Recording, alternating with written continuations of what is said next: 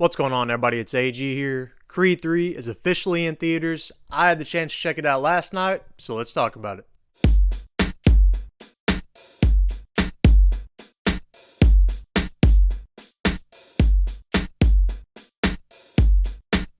Before we get completely started here today, though, do me a favor and hit that big old red subscribe button down below. That when I post more content like this, you'll be the first one to know about it. So Creed 3 sees the return of Michael B. Jordan as Adonis Creed. This movie's had a lot of press for its issues with Sylvester Stallone kind of disowning the movie. Basically, him and the producer have had a falling out. And basically, long story short, the reason Rocky is not in this movie is Sylvester Stallone, when he was younger, when he started the Rocky franchise, sold his rights to the Rocky franchise to somebody else to make some cash. So it was Sylvester Stallone's idea, but he sold it to make some cash, and now he doesn't have the rights anymore. So basically, if they want to start a Creed franchise without Rocky, any franchise without Rocky, without Sylvester Stallone, they can do it. This movie sees Michael B. Jordan return as Creed, but brings back a lifelong friend of Adonis in Johnathan Majors, Dame.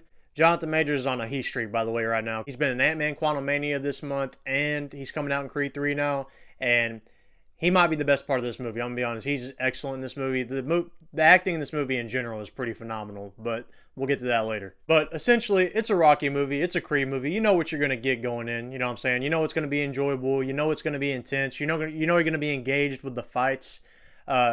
People in my theater were super engaged with the fights. Actually, the girl in front of me was bobbing and weaving with the fights, trying to dodge Dame's punches. It added to the entertainment value for the movie, I'll be honest. And it was entertaining. I enjoyed watching it. It was a worthy addition into the Rocky franchise, the Creed series in particular. Like I said earlier, the acting in this movie is phenomenal, and the story itself gets you pretty engaged, you know what I'm saying? You're really rooting for Creed in this because Johnathan Majors makes for such an excellent villain. And there's a lot to enjoy about this movie. But with that being said, when I've had time to think about it overnight, this movie has really stepped a tier down for me the more I thought about it, and I had a lot of issues with it. Number one, the second half felt super rushed. So right before the final fight, usually you get a training montage, and you get a training montage here, but it's not quite the level of the usual Rocky Creed training montage. And really with this one, it just felt like there was a piece missing in between the second half and third half. First half, second half, pretty good, but like I said, that second, third half, there's just something missing.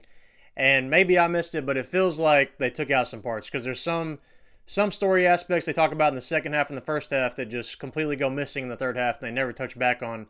And it feels like they cut a chunk out of there, that they really rushed the third half. And it feels like they took out a big chunk of the movie, like I said, and just completely rushed the third half. Maybe that's just my opinion. If you feel differently, let me know down in the comment section, but that's just how I felt personally. And speaking of that final fight, there's some style choices that Michael B. Jordan makes as director here. He said publicly he's a big fan of anime, and you kind of get some anime aspects as far as how they zoom in and zoom out with the fight.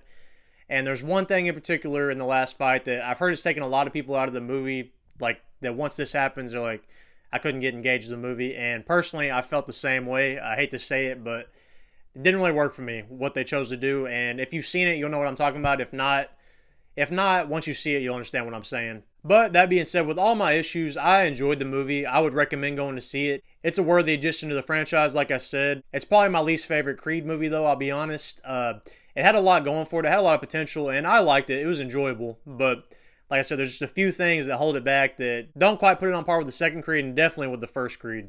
But all in all, a worthy addition to the Rocky and Creed franchise. With that being said, on a grading scale, I'm going to give it a 6.5 out of 10. I'm going to recommend that you go watch it. It's in theaters now.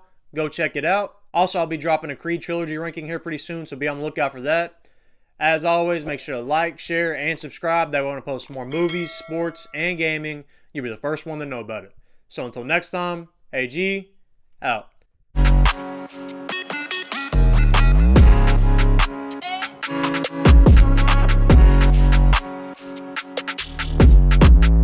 Have you seen Creed 3 yet? Let me know your thoughts down in the comment section if you have.